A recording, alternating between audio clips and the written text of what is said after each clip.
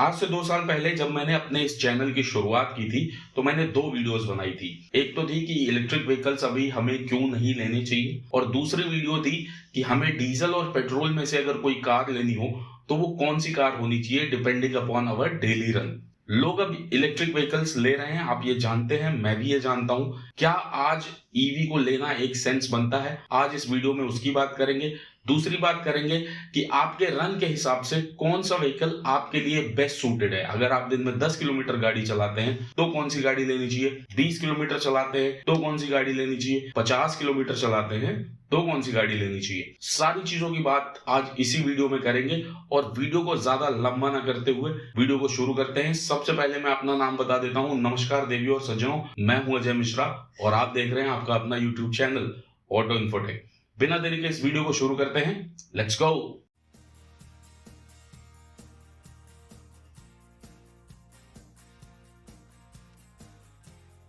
अब वीडियो को शुरू करने के पहले मैं सबसे पहले आपको ये बता दूं कि आज की वीडियो अगर आपने देखी पूरी, तो आपके दिमाग में फ्यूल ऑप्शंस कौन से आपको सिलेक्ट करने हैं उसको लेके शायद ही कोई डाउट रहे। दूसरी चीज ये भी मैं आपको बता दूंगा कि कौन से फ्यूल टाइप की गाड़ी लेने से आपको क्या फायदा है और क्या नुकसान है। और तीसरी चीज, इलेक्ट्रिक व्हीकल्स किन लोगों को लेने चाहिए और किन लोगों को अभी भी अवॉइड कर देना चाहिए, उसकी भी बात करेंगे इस वीडियो में। तो सबसे पहले बात करते हैं एक सिंपल से कैलकुलेशन से। तो इस वीडियो में हम एग्जांपल ले रहे हैं टाटा नेक्सॉन का, क्योंकि नेक्सॉन के पास ईवी भी है, पेट्रोल भी है, डीजल भी है नहीं सिर्फ क्या, सीएनजी। तो सीएनजी के लिए हम एक इमेजिनरी वेरिएंट बना ले रहे हैं टॉप एंड का, जो कि लगभग 1.25 लाख रुपए से 1,40,000 रुपए से ज्यादा महंगा होगा अगर हम बात करते हैं पेट्रोल वेरिएंट टॉप एंड से। तो आप अपने स्क्रीन पर दिए हुए इस चार्ट को देखिए, आपको समझ आएगा कि पेट्रोल का जो टॉप एंड है वो लगभग हमें 17 लाख के आसपास का पड़ता है नोएडा में।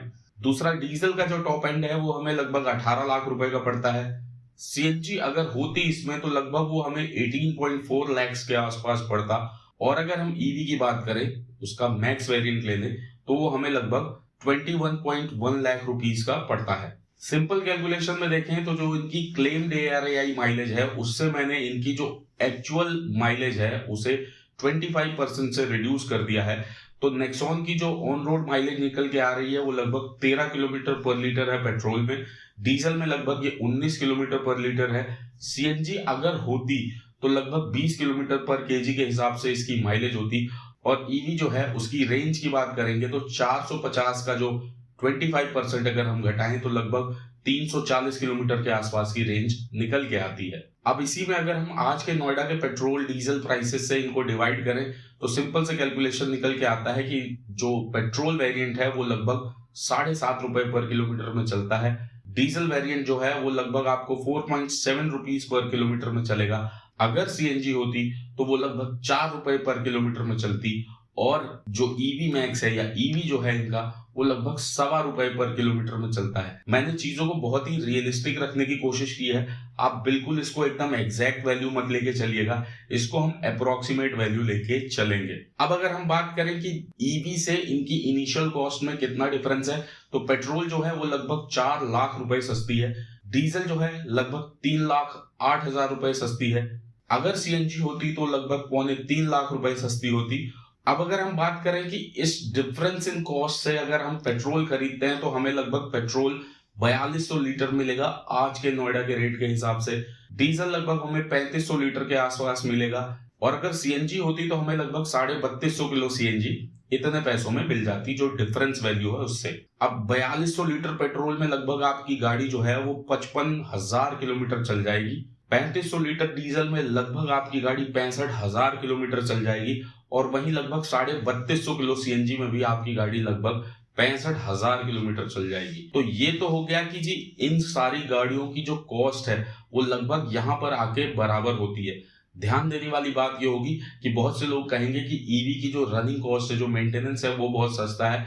तो भाई लोगों, मैं आपको बता दूं कि ईवी का जो इंश्योरेंस कॉस्ट है वो महंगा है। तो घूम फिर के वो सारी चीजें जो है लगभग शुरुआती सालों में बराबर की ही पड़ जाती हैं। तो इधर अगर सर्विस कॉस्ट ज्यादा है तो इंश्योरेंस कम है, इधर सर्विस कॉस्ट कम है तो इंश्योरेंस ज्यादा है, इसलिए हम उसको एकदम नेग्लिजिबल मान रहे हैं। तो अब बात करते हैं सबसे बड़े फैक्टर की, जो की है रिटर्न ऑफ इन्वेस्टमेंट। देखिए, आप अगर एक ईवी ले रहे हैं, आप रोज 30 किलोमीटर चलाएंगे तो आपकी गाड़ी जाके 5 साल में पेट्रोल के फ्यूल के बराबर आ पाएगी। ये एक सबसे बड़ी बात है समझने वाली। अब ये जो शीट मैंने बनाई है इसको मैं आपको अपने डिस्क्रिप्शन बॉक्स में दे दूंगा, वहां से आप इसे डाउनलोड करके आप कितने किलोमीटर हर दिन गाड़ी चलाने वाले हैं उसके हिसाब से सिर्फ आपको किलोमीटर डालने हैं और आपकी रिटर्न ऑफ इन्वेस्टमेंट कितने सालों में होगी वो निकल के आ जाएगी। तो आप इसे डाउनलोड करके जैसे चाहें वैसे देख सकते हैं। बात सिर्फ यहाँ खत्म नहीं होती, मैं आपको 2 यूज केसेस बताता हूँ। आप जब भी कार लेने जाएंगे तो आपके पास 2 ऑप्शन होंगे। एक होगा कि आप उसे लोन पे लें, जो कि 95% लोग करते हैं। दूसरा है कि आप उसे टोटल कैश में लें। अब अगर आप पेट्रोल और ईवी में कंफ्यूज है, मान के चल लेते हैं, और आपके पास पूरे पैसे हैं दोनों गाड़ियों को खरीदने के लिए और आप ऑप्ट करते हैं कि आप एक पेट्रोल गाड़ी लें, तो उस पैसे को अगर आप सेव करते हैं, मान लीजिए वो जो 4,08,000 रुपए का डिफरेंस है उसे आप सेव करते हैं, तो आपको लगभग 1,55,000 रुपए एफडी पे रिटर्न मिलेगा 5 साल के अंदर। एफडी जो कि सबसे गंदा इन्वेस्टमेंट है उसकी बात कर रहा हूं। उसके अलावा बहुत सारे एसआईपी और बहुत सारे म्यूचुअल फंड्स वगैरह के जो इन्वेस्टमेंट है उसमें और ज्यादा रिटर्न्स आपको मिल सकते हैं। तो आपकी जो आरओआई है बेसिकली देखा जाए वो और ज्यादा बढ़ जाएगी। मतलब अगर 30 किलोमीटर आप हर दिन चलाने वाले हैं अपनी गाड़ी को तो आपकी आरओआई लगभग 7-8 साल पहुंच जाएगी। ये चीज आपको ध्यान रखनी है। सेम केस है डीजल के लिए कि आपके पास डीजल या ईवी दोनों को लेने के पैसे हैं। आप अगर जो कॉस्ट डिफरेंस है डीजल लेके उसे जमा कर देते हैं, जो 3 लाख रुपए आपके आसपास बचेंगे उसे जमा कर देते हैं, तो आपको 1,17,000 रुपए तो एफडी पे रिटर्न मिल जाएगा। अब दूसरा यूज केस है जो 95% लोगों के साथ होगा कि भाई आप गाड़ी जो है वो लोन पे लेने वाले हैं। तो मैं आपको बता दूं कि अगर आप अपनी ईवी पे 10% डाउन पेमेंट देके बाकी सारा लोन कराते हैं तो लगभग आपको 9.8% के इंटरेस्ट रेट पे लगभग 5 लाख रुपए से ज्यादा का इंटरेस्ट देना होगा। मतलब जो गाड़ी आप 21 लाख में लेने वाले हैं वो लगभग आपको 26 लाख की पड़ेगी 5 साल बाद। वहीं अगर आप पेट्रोल लेते हैं तो जो आप अभी 17 लाख रुपए एक साथ देके ले सकते थे वो आपको लगभग 21 लाख रुपए की पड़ेगी। तो यहाँ पर भी आपको लगभग 5 से 5.5 लाख का जो है डिफरेंस देखने को मिलेगा। तो इससे ये निकल के आता है कि अगर आप 5-5.5 लाख रुपए का पेट्रोल खरीदेंगे, उसे अपनी गाड़ी में भराएंगे और रोज आप 25-30 किलोमीटर चलाएंगे तो फिर से वही बात निकल के आएगी, आपकी जो रिटर्न ऑफ इन्वेस्टमेंट है वो 7 से 8 साल लेगी। अब चारों तरह के जो फ्यूल टाइप हैं उनमें बात कर लेते हैं उनके कुछ एडवांटेजेस और डिसएडवांटेजेस की। सबसे पहले बात करेंगे इलेक्ट्रिक व्हीकल्स से, और इसमें जो मैं एक मिथ है उसको आप लोगों को आज जरूर क्लियर करना चाहूंगा, क्योंकि बहुत से लोग हैं ना इस सोच को दिमाग में रख के ईवी लेते हैं कि वो कुछ ऐसा करेंगे तो इससे हमारे एनवायरनमेंट का भला होगा।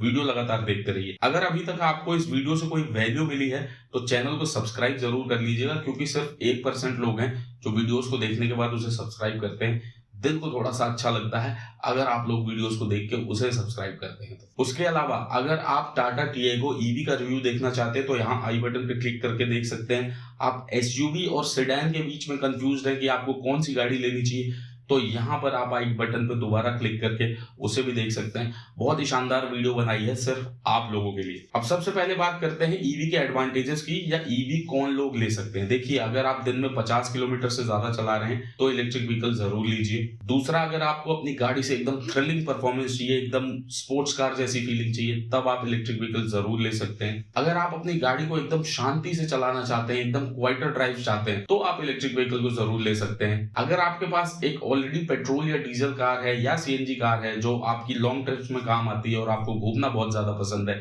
लेकिन आप लोकल कम्यूटिंग के लिए एक गाड़ी चाहते हैं, तब आप इलेक्ट्रिक व्हीकल जरूर ले सकते हैं। और अगर आपको अपनी गाड़ी में लो मेंटेनेंस चाहिए तो भी आप इलेक्ट्रिक व्हीकल को जरूर ऑप्ट कर सकते हैं। अब बात करते हैं कि किन लोगों को नहीं लेनी चाहिए या इसके कुछ जो डिसएडवांटेजेस हैं। अगर आप दिन में 20-25 किलोमीटर अपनी गाड़ी चलाने वाले हैं तो मुझे लगता है कि आपको इलेक्ट्रिक व्हीकल्स नहीं लेनी चाहिए, क्योंकि ये उन्हीं के लिए है जो 50, 60, 70, 100 किलोमीटर पर डे अपनी गाड़ी चलाएं। अगर आप हर 2-3 साल में अपनी कार चेंज कर देते हैं तो भी मुझे लगता है कि आपको इलेक्ट्रिक व्हीकल्स नहीं लेनी चाहिए।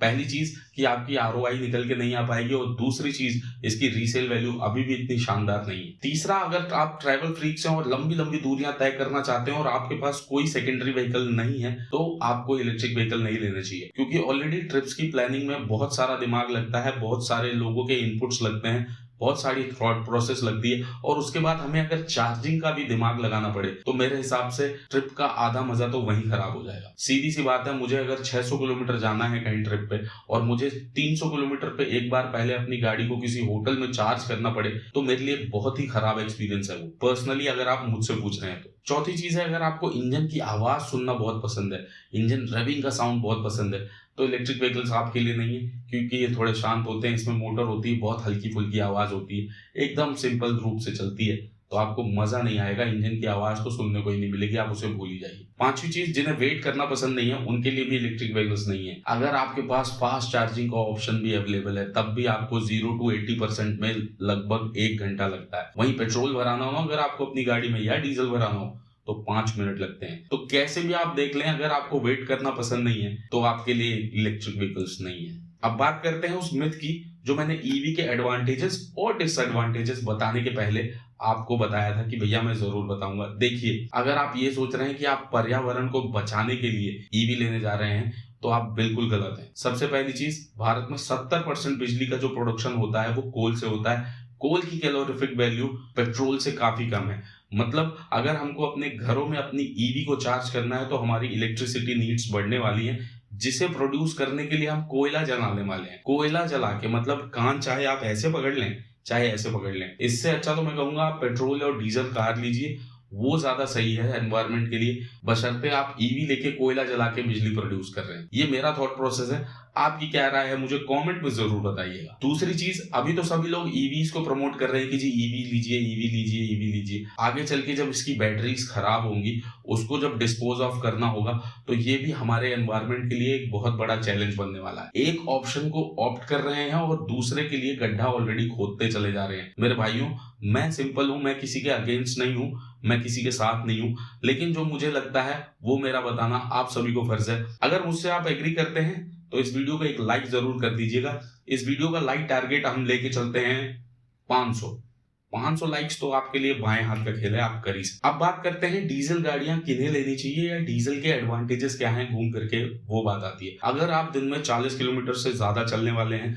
तो आप डीजल गाड़ी जरूर ऑप्ट कीजिए, बहुत ही अच्छा ऑप्शन है। डीजल गाड़ी में ईवी जितना तो नहीं, लेकिन आपको शानदार टॉर्क मिलेगा अगर हम पेट्रोल और सीएनजी से उसे कंपेयर करें, तो इसलिए मैं डीजल का इस मामले में बहुत ही तगड़ा फैन हूं कि पावर और टॉर्क की आपको कहीं भी कमी नहीं होने वाली है। अगर आप पेट्रोल से कंपेयर करेंगे तो इसकी जो रनिंग कॉस्ट है वो भी काफी कम होने वाली है, तो ये चीज काफी अच्छी होगी अगर मैं बात करूं तीसरे एडवांटेज की तो। और चौथी चीज, अनलाइक ईवी और सीएनजी व्हीकल्स, आपको बड़ी बड़ी लाइनों में, कतारों में नहीं खड़ा होना पड़ेगा। वहां एक तरफ आपको चार्ज करने में ज्यादा टाइम लगता है, सीएनजी भरवाने में ज्यादा टाइम लगता है, तो वो वाली टेंशन भी जो आपकी डीजल से खत्म हो जाएगी। अगर किसी चीज के कुछ पॉजिटिव्स हैं तो नेगेटिव्स भी हैं। तो भैया इसके डिसएडवांटेजेस की बात करूं तो ये है कि इन चारों व्हीकल में ये सबसे ज्यादा नॉइजी होने वाला है, सबसे ज्यादा लेस रिफाइंड होने वाला है, क्योंकि डीजल इंजन जो है उनका कंस्ट्रक्शन ही कुछ ऐसा होता है। दूसरी चीज कि सरकार की तरफ से डीजल व्हीकल्स को सिर्फ 10 साल की वैलिडिटी मिलती है, जो कि मेरे हिसाब से बहुत ही गलत है, और इसलिए बहुत से लोग जो हैं वो डीजल गाड़ियों को अब ऑप्ट करना ही बंद कर चुके हैं। एसयूवी जिसकी जान ही डीजल इंजन मानी जाती थी, आजकल पेट्रोल एसयूवीज आ रही हैं,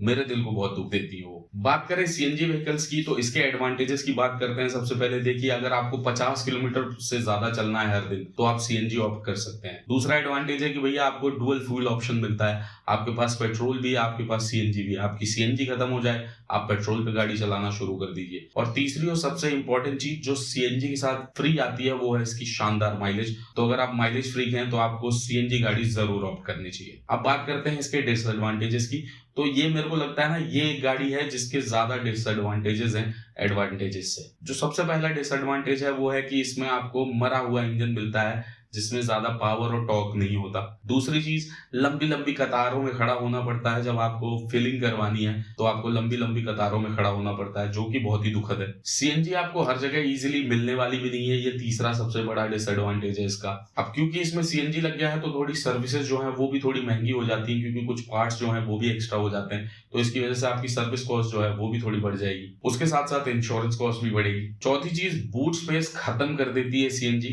भले ही टाटा ने ट्विन सिलेंडर टेक्नोलॉजी निकाल दी, उसके बाद भी बूट स्पेस जो है वो ना के बराबर ही होता है, जो कि हाइब्रिड में भी ऐसा ही होता है। आप होंडा सिटी को ही देख लीजिए, नॉर्मल होंडा सिटी में आपको 506 लीटर का मिलता है, एचईवी जो है उनकी उसमें 306 लीटर मिलता है। तो जो बूट स्पेस है वो काफी हद तक खत्म हो जाता है सीएनजी में, अगर मैं बात करूं तो। और पांचवी और सबसे आखिरी चीज की, आपको इसमें लिमिटेड रेंज मिलती है। अगर आपके पास डिजायर है तो आपको 200 220 मिल जाएगी, ओरा है 200 220 मिल जाएगी। अगर आप नेक्सॉन सीएनजी में आती होती तो मुझे नहीं लगता कि वो 180 से 200 से ज्यादा देती। अब बात करते हैं पेट्रोल के एडवांटेजेस और डिसएडवांटेजेस की। सबसे पहली चीज की ये, अगर मैं बात करूं डीजल, सीएनजी और पेट्रोल की, तो ये सबसे ज्यादा रिफाइंड इंजन मिलता है आपको। हाँ, वो बात अलग है कि ये जैक ऑफ ऑल है, मास्टर ऑफ नन। इसमें आपको 15 साल की वैलिडिटी मिल जाती है, जिसकी वजह से इसकी सेल्स जो है आप रिसेंट टाइम में देख सकते हैं पेट्रोल कार्स की ज्यादा हो गई है डीजल की अपेक्षा। पेट्रोल कार्स हमेशा से एवरग्रीन है, इसमें कोई डाउट ही नहीं है, ये भी इसका एक एडवांटेज ही माना जाएगा। अब अगर आपको रोज 20 से 25, 20 से 30 किलोमीटर पर डे चलानी है तो आप पेट्रोल गाड़ी जरूर लीजिए। और डीजल की तरह ही इसमें भी आपको बड़ी बड़ी कतारों में खड़े होने की जरूरत नहीं है, तो ये चीज भी पेट्रोल के साथ जाती है। अब अगर मैं बात करूं पेट्रोल के डिसएडवांटेजेस की, तो इसमें आपको पावर और टॉर्क थोड़ा कम मिलता है, अगर मैं बात करूं डीजल या ईवी से। दूसरा सबसे बड़ा डिसएडवांटेज कि ये लीस्ट एफिशिएंट है। अगर मैं पर किलोमीटर कॉस्ट की बात करूं तो जैसे कि नेक्सॉन में आपने देखा 7.5 रुपए पर किलोमीटर पे ये चलती है, बाकी गाड़ियां इससे काफी सस्ती पड़ती है, और जिसकी वजह से इसकी जो रनिंग कॉस्ट है वो बहुत ज्यादा हाई हो जाती है। तो ये चीज जो है वो ध्यान देने वाली है। तो अगर अभी तक आपने उस लिंक को डाउनलोड नहीं किया जो मैंने अपने डिस्क्रिप्शन बॉक्स में दिया है, तो जाके उसे डाउनलोड कर लो और आप अपने हिसाब से देख लो कि आपके लिए कौन सी गाड़ी बेहतर रहेगी। मैंने पूरी कोशिश की है, बहुत रिसर्च किया है इस वीडियो को बनाने के लिए। तो अगर मेरा ये प्रयास आपको पसंद आया हो तो इसे एक लाइक जरूर कीजिएगा। आपके जितने भी दोस्त, यार, मित्र जो कंफ्यूज रहते हैं CNG, petrol, diesel, hybrid, EV में, उन्हें ये वीडियो शेयर कीजिए, जिससे कि उनके भी कंफ्यूजन्स कुछ क्लियर हो पाए। और अगर हो सके तो आपके अपने यूट्यूब चैनल ऑटो इन्फोटेक को सब्सक्राइब कर लीजिएगा, क्योंकि अनबायस्ड रिव्यूज, टिप्स, ट्रिक्स आपको इस चैनल पे हमेशा देखने को मिलेंगे। जाते जाते फिर से वही एक बात कहूंगा कि जो देश के साथ खड़े हैं उनके साथ खड़े रहिए। जय हिंद, जय भारत। वीडियो देखने के लिए आप सभी का बहुत बहुत धन्यवाद।